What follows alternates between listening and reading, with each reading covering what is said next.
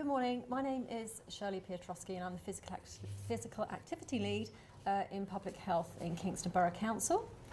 I'm Amanda Clifford and I'm a specialist physio and I work at the pain clinic at Kingston Hospital. We're just going to do a short presentation on our Moving Away from Pain pilot. The first thing we did for this pilot was to establish a contact between ourselves in public health, physical activity and the pain clinic team at Kingston Hospital. You might feel that that's quite a simple thing to do, but actually it's quite difficult. So we established that connection, which was excellent. When we did that, we looked at identifying need for this patient group, and we looked at the existing provision locally for physical activity interventions and prevention programs. We thought by looking through what we could provide already that there wasn't actually an option that was paced at the right level for this patient group. So we needed to develop some low intensity options for this particular group for a bespoke programme. We then consulted with the patients, obviously, because it's very important for us to do that, and with the support of the physiotherapist team to identify the suitability of the choice, which was absolutely key to get this right. Throughout the patient consultation, there were some barriers and challenges which were identified, and some of these are quite common in some of the groups that don't take part in physical activity. Cost to the patient for the provision of physical activity was quite key, so we had to make sure it was affordable.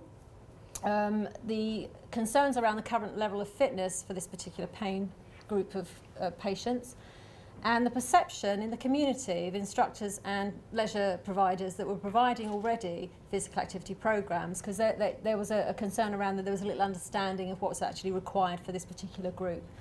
And also then there was concerns around the lack of confidence for those patients as well. The consultation, we asked patients, what is it that you would like to do? Because obviously patient choice, it's very important for them to identify what was suitable for them.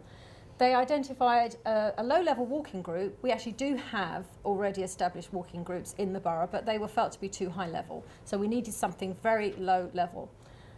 They also wanted water-based exercise, and we only have 2 pools in our borough, so that's quite a challenge. And also something more fun, actually, that they wanted to do as a group, which was dance in a Pilates style class. And of course, to deliver all of this would be fantastic, but we didn't have any money in our budget to do this, so hence our application to the Small Grants Fund. We then set about doing a walking pilot over 12 weeks. There were very many things that we had to consider to do this. It's, you know, for everybody that walks generally every day, it's a very normal thing to do, but for this particular group, we had to look at our quality standards. What is it that we had to consider? We had to make sure that we risk assess the site for suitability, to make sure it was even ground, make sure there were benches, paced quite along the way. We looked at the PARQ, so making sure they were ready to undertake the physical activity. So we did risk assessments around that, and then making sure we had somebody that was qualified to lead a walk, which was quite amazing in this day and age, that could actually deliver that. And we have that through our exercise referral programme. So that pilot was launched, and obviously to underpin all of this, to make sure that we could identify the outcomes and the evidence, we set about establishing a monitoring and evaluation framework. Okay, so there was a walk leader that, and one of the physios went to look at the local parks to find somewhere that was suitable for the patients. They tested it out, and then they started. And the patient satisfaction on this was very high. 60% of them felt that they benefited, 20% felt it was excellent, and 20% felt it was fair. That one. Mm-hmm. They definitely felt we're looking to see if it affected their mood and also their pain. 80% of people felt they're walking in a group with other people it improved their mood, which was good with this patient group. And 60% actually felt it helped their pain, which we weren't necessarily expecting such a high percentage of them to feel their pain had reduced, because they can be quite difficult to actually change their pain experience. 70% of the group completed the pilot, which is again good because you get quite a high dropout rate in this group. Particular comments they made were that 80% found the leader particularly helpful, and the fact that he was very supportive and understanding of their condition made a huge difference to them. 10% did find it a little bit difficult, and then they were advised they withdrew and they were advised to do some different things in the community. 20% actually found it easy, and therefore they transferred into the Get Active scheme that was already running. So some of it was maybe confidence issues that they weren't sure about joining up. And out of the group, we've also identified 2 people, I think. One's already trained, so some of the pain clinic patients have trained to be volunteer walk leaders, which hopefully will help me be more sustainable for the future. And personally, they were, that was great sense of satisfaction for them. These are some of the testimonials from some of the patients. Obviously, so they're saying things about making friends, having support, improving their mood, and getting physically stronger. And then with the funding money, in particular, we were able to use one of the leisure centres. So all the links with the public health team have really helped this. We wouldn't have been able to do this on our own from the hospital. So to set up 2 weekly classes over a 12-week period. Very keen uptake for this. So all the registration places filled up, and then there were waiting lists. Everybody had to complete a questionnaire before they started, and we're then trying to see if we can then make this sustainable for the future. Again, we've just finished the aquasize classes, so this week, and then we had Shirley and I met with the patients before each of the last classes, and they gave us some feedback on post-it notes. They all wrote down things they thought were good about the class, and these are some of their thoughts. Things we noticed particularly was, apart from the fact they enjoyed it and it was fun, they all became more confident. Some of them had definitely had some pain benefits. But they particularly liked the instructor. We'd actually had to change the instructor through the course of this. The first instructor we had was perhaps worked at too high level. Even though we watched the first few sessions and gave her feedback, she wasn't able to change, so we changed the instructor, and that made a huge difference. So I think that's definitely identified something we need to be aware of. If you're setting up things, you have to have the right person delivering. So moving on to some of the key learning points from our experience in this pilot so far, because we've still got a little way to go. Familiarising the patients with the leisure facility, which was something that was mentioned, which again is a very small thing for many of us, but is a quite daunting task for people to go into a leisure environment which they've never been into before.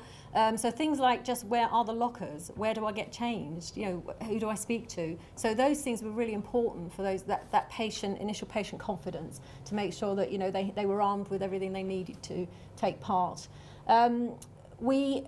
Although we met as partners in the steering group, myself, Amanda, I met with the leisure centre, we've done it in different sort of ways, we actually recognise that we do need to meet more collectively as a whole group, so that everybody understands what the expectation is in terms of, from our perspective, and leisure providers, because they're quite a different group of people.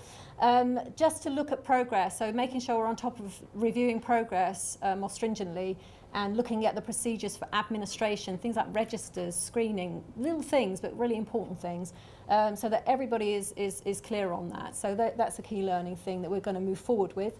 Amanda's already mentioned screening the exercise instructor. Again, that made a huge difference to make sure that relationship with those patients was established. And then all of us that were involved in this pilot, to share our expertise, because we all have it, and you mentioned it earlier about your specialisms and expertise. It's sharing that and then sort of encompassing all of that knowledge to make sure that these things work for the patients. So what comes next? We're going to continue with the evaluation of the aquasize, because we've just finished that the programme, so we'll get on and do that. We're going to look at how we can sustain this, because often programmes are launched and pilots are run and they finish and there's nothing at the end of it for patients. So it's important for us that was a key thing that we wanted to come out of this. So we already have an exercise referral programme in the borough called Get Active. We don't have any group exercise sessions within that, so we are now looking at how we can integrate this, the pilot walk, which is ongoing still, and the aquasize and anything that comes after it, into that structured programme, because it's very well established and very successful, so it will sit very well under that, and it will make sure that it's protected as we go along. We're looking at land-based exercises, because that was an option patients wanted, to have a bit of fun, some music and dance. And then obviously we're going to continue to feedback to the Small Grants Fund. and sharing our findings, not just amongst ourselves, but with everybody else, CCGs, public health forums, physical activity networks, and making sure people know all the good work we're doing and maybe set an example. And then, developing the pathways with physical activity and some of the other links in primary secondary care, which is very important because physical activity often gets pushed to the bottom, even though it's extremely important. So looking at how we can do that with other long-term conditions, diabetes, cancer rehab, stroke rehabilitation, because all of these programs will be very useful.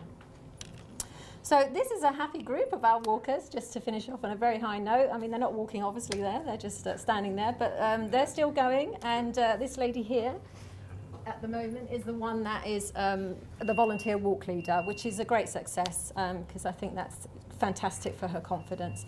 So that's us. Thank you very much for listening, and thank you for the money.